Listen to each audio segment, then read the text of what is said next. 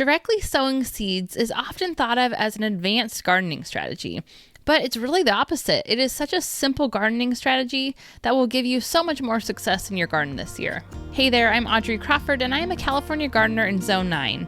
I teach you the tried and true methods of growing a garden in our climate, and I break down complicated gardening advice into simple and actionable steps so that you can grow your best garden yet. This is the Audrey's Little Farm Show. In today's show, I'm going to cover 5 common summer crops that will grow better if you directly sow them by seed. They're often common crops that you're going to find at your local garden center and nursery, but that doesn't mean that you should transplant them. Just because you see them as a transplant at your garden center doesn't mean you should buy them and transplant them. They're going to grow a lot better for you if you directly sow them by seed. And these crops include beans, corn, cucumbers, melons, and squash, which would be your pumpkins, your summer squash, and your winter squash. I know as a gardener, it can be difficult to go to the nursery and see a healthy young seedling and not purchase it. I have a problem. When I go to nurseries, I just often want to buy all of these young, beautiful, started seedlings that I see and just take them home and get them growing and know that I have an already growing plant. But the thing is, with these crops, they don't like their roots disturbed. And so even though you can plant them as a transplant, and in some areas of the U.S. where they have much shorter growing seasons, it is ideal to plant them as transplants. But we have such a long growing season, and that's not the case for us. We should directly sow these crops by seed, and they're going to grow better because the beans, corn, cucumbers, melons, and squashes don't like their roots disturbed. So when you take them home and take them out of their growing pot and transplant them, that sets them back, and it's just going to make them grow a little bit slower, and they're not going to be quite as healthy than if you were to directly sow them by seed. And the really great thing about directly sowing seeds is that it's not hard, it's super simple, and it's a lot more cost effective. The cost of a packet of seeds compared to an already started transplant is so much cheaper, and so you're going to save a lot of money if you plant directly by seed. The other thing I often find is that when I go to the nursery and I see, say, a 6-pack of zucchini plants, I have a hard time not planting everything. So then I will plant 6 zucchini plants, and then I'm overloaded with zucchini, and I can't keep up with the harvest. I can't use all of it, and most of my harvests go to waste, and I just feel overwhelmed because I have way too much of one certain variety. But when I plant by seeds, I know better, and I just plant 1 or 2 seeds of one variety, and then I'll plant 1 or 2 seeds of another variety, and then I have this great selection of squash to choose from, not all just one variety when I buy the 6-pack at the garden center.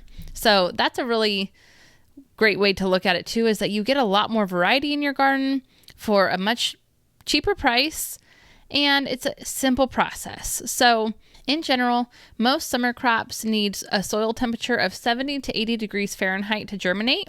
And so once your soil is warm enough, that's the first step. And then you want to make sure all danger of frost has passed so that the seedlings don't get killed off by a frost once they do germinate. And ideally, you just want to make sure nighttime temperatures are consistently staying above 50. If you're having lots of dips in temperatures, then just hold off a bit and plant once the nighttime temperatures are more consistent. Once you have the consistent nighttime temperatures above 50 and a soil temperature of 70 to 80, then it's time to plant. All you need to do is make sure your soil is well worked up. You want it to be nice and fluffy so that there's no obstructions when the seedlings are emerging through the soil. So as long as the soil is nice and fluffy, there's no rocks or big dirt clods or really hard packed down soil, then you're good to go. I always like to water my soil first so that it's moist, and then you plant your seeds. Usually you plant your seeds twice the depth of the size of the seed, but just always refer to the back of the seed packet because it's always going to tell you how deep to plant that seed variety. And so then plant your seeds and then water gently after, and make sure you just keep that top layer of soil moist. And in about 7 to 14 days, you should see germination. If within 7 to 14 days you don't see germination, then there's a few things that you can look into.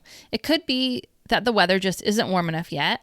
It could be that you're not keeping the soil moist enough, or it could be that the seeds just aren't viable. If they're too old or if they weren't stored well, that could be why they're not viable. So I would try planting a second time before you rule out anything.